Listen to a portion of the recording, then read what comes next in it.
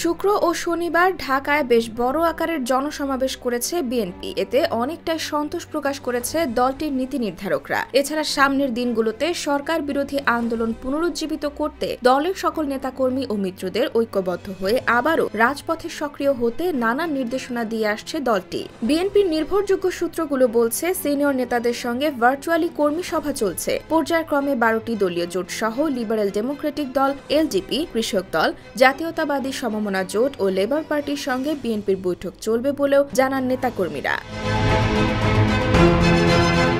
বৈঠকের কথা স্বীকার করে 12 দলীয় জোটের সমন্বয়ক ও জাতীয় দলের চেয়ারম্যান সৈয়দ এহসানুল হুদা বলেন, রোববার বেলা 3টায় বিএনপি চেয়ারপারসনের গুলশান কার্যালয়ে আন্দোলনের কর্মসূচি সহ চলমান রাজনৈতিক পরিস্থিতি নিয়ে আলোচনা হতে পারে। এদিকে রাজনৈতিক বিশ্লেষকরা বলছেন, ভূ রাজনীতি আর মাঠের রাজনীতির দূরত্ব বেশি নয়, একটি ছাড়া আরেকটি অচল। সঙ্গত কারণে বিএনপিকেও এখন জাতীয় স্বার্থ ও জনস্বার্থের অনেক বিষয় সামনে নিয়ে মাঠে নামতে হচ্ছে। তাছাড়া উপজেলা পরিষদের প্রথম ধাপের ভোটও জনগণ বর্জন করেছে, যা বিদেশিরাও পর্যবেক্ষণ করেছে। উপজেলার ভোট বর্জনের মধ্য দিয়ে জনগণ আবারও পরিষ্কার জানিয়ে দিয়েছে, বর্তমান সরকারকে তারা সমর্থন করছে না। ফলে বিএনপি আবারও মাঠের আন্দোলনে নামতে তৎপরতা চালাচ্ছে।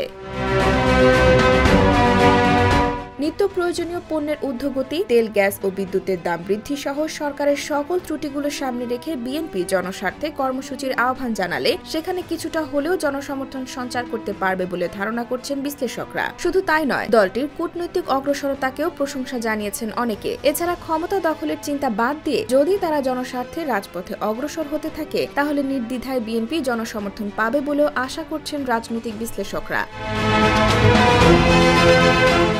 IBTV USA, new York.